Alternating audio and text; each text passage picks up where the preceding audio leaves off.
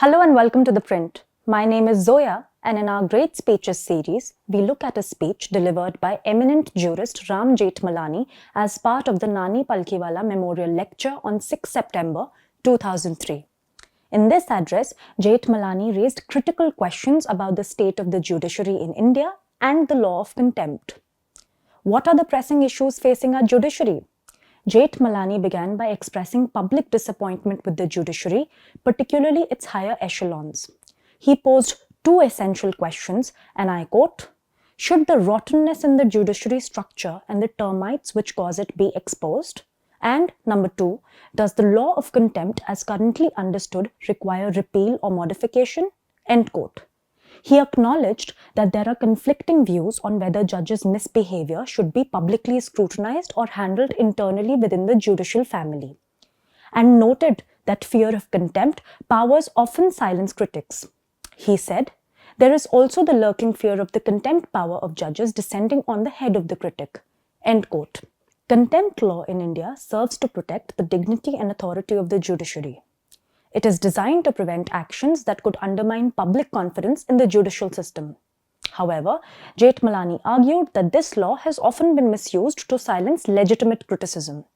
He pointed out that while some argue for maintaining judicial decorum, open court, the hope that in the long run things will somehow work out well has not materialized.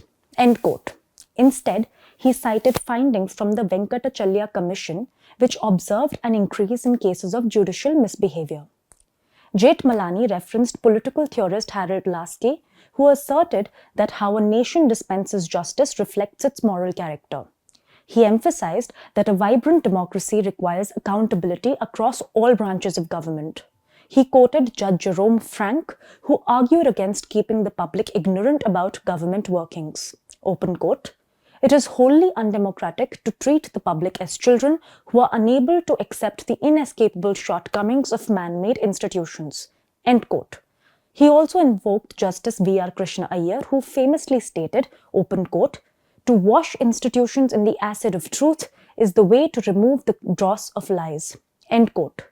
Jethmalani echoed this sentiment by advocating for a national commission to address judicial accountability beyond self-regulation among judges. He argued for a system where judicial conduct is subject to public scrutiny and accountability. Throughout his career, Jethmalani has championed judicial independence and integrity. However, he expressed his concerns about recent judgments that have left him troubled. He recounted a specific case where a well-reasoned judgment from a Delhi High Court was reversed by the Supreme Court, which he criticized for misreading the record. He said, "It was a reserved judgment and not an oral judgment. How two Supreme Court judges could be guilty of such culpable misreading of the record is beyond comprehension." End quote. This incident highlighted his concerns about judicial competence and accountability. Jethmalani also addressed issues related to gender discrimination within judicial decisions.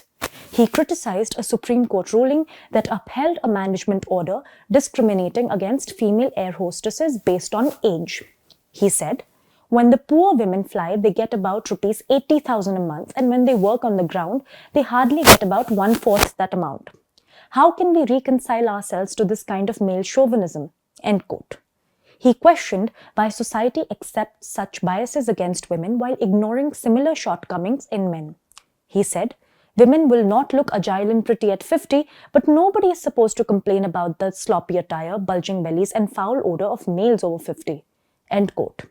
He further lamented that judges often preside over cases without adequate knowledge of specific laws, leading to miscarriages of justice. He said, "I have had the misfortune of appearing before benches in serious criminal cases where not one of the judges could claim familiarity with criminal law. Counsel even find it difficult to decide how much enunciation of the relevant law they must attempt or when to stop." End quote. As he concluded his address, Jethmalani reiterated his belief in the necessity for reform within India's judiciary. He called for a system where judges are held accountable for their actions and where transparency prevails over secrecy. The contempt law, he argued, should not be wielded as a tool for oppression, but rather reformed to ensure it serves its intended purpose without infringing on free speech. Ram Jethmalani's speech serves as a critical reflection on the challenges facing India's judiciary and highlights the need for reform to uphold justice and accountability. His advocacy for transparency and public engagement remains relevant as India navigates its complex legal landscape. Thank you for listening. For more from The Print, become a subscriber at theprint.in/subscribe.